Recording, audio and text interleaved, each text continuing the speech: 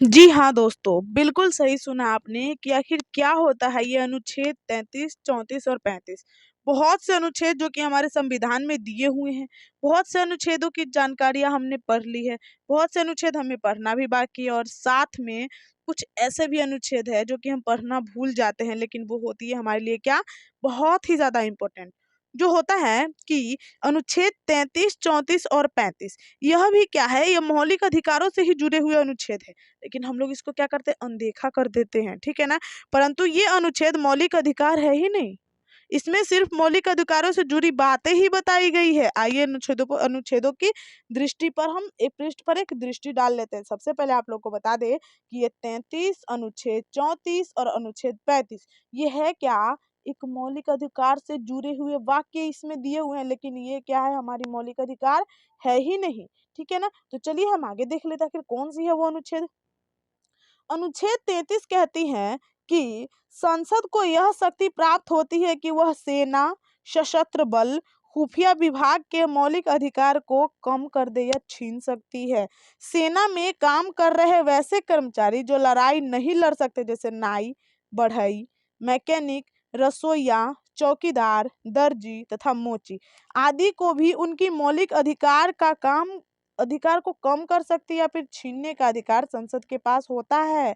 और ये भी इसके प्रावधान के अंदर ही आते हैं कि वो क्या कर सकते हैं, अगर आप युद्ध नहीं कर सकते तो आप सेना में भर्ती होने के मतलब लायक नहीं है, आपका हम मौलिक अधिकार छीन सकते हैं। ठीक है ना, ये इसलिए किया जाता है ताकि वे अपने कर्तव्यों का अच्छे से पालन कर सके। उनको चोट पहुंचाना या दुख देना इनके मन में नहीं है, बस इसलिए वो ये काम करते हैं ताकि वे अपनी कर्तव्यों को क्या कर सके, एक निष्ठावान तरीके से पूरा कर सके। ठीक है ना, और अनुशासन बना रहे, अनुशासन क्या रहे, बना रहे।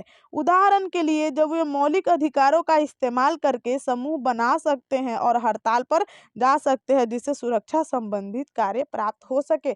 यानी कि वो क्या कर सकते हैं, अन्य प्रकार के समूह भी बना सकते हैं कि मेरी मौलिक अधिकार का हनन हो रहा है, चलो कोई नहीं हो रहा है, हम तो बस आप लोगों से इसलिए मतलब दे रहे हैं आप लोग को वार्निंग, ताकि आप लोग क्या कर सको, अपनी जो आपकी क्षमता है उसका अच्छा यूज कर सको।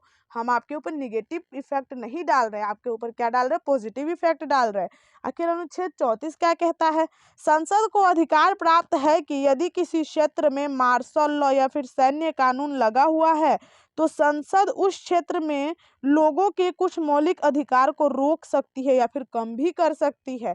मार्शल लॉ या अन्य सैन्य कानून में किसी क्षेत्र में नागरिक का प्रशासन सेना द्वारा शासन प्रक्रिया संभाली जाती है और ये सैन्य कानून युद्ध की स्थिति में, दंगे की स्थिति, विद्रोह की स्थिति तथा मार्शल सैन्य कानून लगाया जा सकता है ताकि स्थिति में सामान्य रूप से वापस हम लोग क्या कर सके, आ सके। मतलब समझ गए कितना इंपॉर्टेंट है ये लॉ हमारे लिए। ठीक है ना, मार्शल लॉ अनुच्छेद 352 से अलग होता है। अनुच्छेद 352 में राष्ट्रीय आपातकाल लगाया जाता है जिसमें मौलिक अधिकार को कम या फिर छीना जा सकता है, लेकिन मार्शल लॉ एक सीमित क्षेत्र में ही लगता है, जबकि राष्ट्रीय आपात क्या होता है, पूरे मतलब देश को तबाह कर देता है। ठीक है ना, हमारे देश को, एक देश को।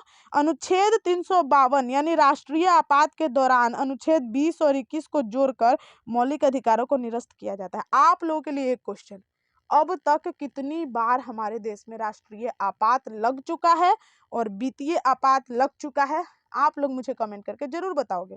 अनुच्छेद 35 के बारे में हम देख लेते हैं। संसद को ये अधिकार प्राप्त होता है कि मौलिक अधिकारों के संबंध में कानून बना सके और वह अनुच्छेद 16, 17 एवं 23 तथा 32 एवं 33 एवं 34 के संबंधों पर कानून बना सकती है। मतलब क्या बात कर रहे हैं, यहाँ पे पूरी बाजी ही पलट दे रही है ना। कुछ अधिकार भारतीय और विदेशी नागरिकों दोनों के लिए होते हैं और कुछ केवल भारतीय नागरिकों को ही होते हैं। अब चलिए देख लेते हैं आखिर कौन कौन से अधिकार है जो केवल भारतीय के लिए है और कौन कौन से अधिकार है जो भारतीय और विदेशी दोनों के लिए है। तो केवल भारतीय नागरिकों के लिए अनुच्छेद 15, 16, 19, 29 और 30। इन अनुच्छेदों में दिए गए मौलिक अधिकार केवल भारतीयों को ही प्राप्त होता है, विदेशी नागरिकों को यह अधिकार बिल्कुल भी नहीं प्राप्त होता है। ठीक है ना, आखिर विदेशी नागरिकों को क्या प्राप्त होता है वो भी देख लेते हैं। विदेशी नागरिक और भारतीय दोनों के लिए अनुच्छेद 14, 20, 21, 21 का ए, 23, 24, 25, 26, 27 एवं 28 इन अनुच्छेदों में दिए गए मौलिक अधिकार भारतीय और विदेशी नागरिक दोनों के लिए ही होता है। ठीक है ना। आखिर मौलिक अधिकार है क्या? मौलिक मौलिक हम तब से रटे जा रहे हैं।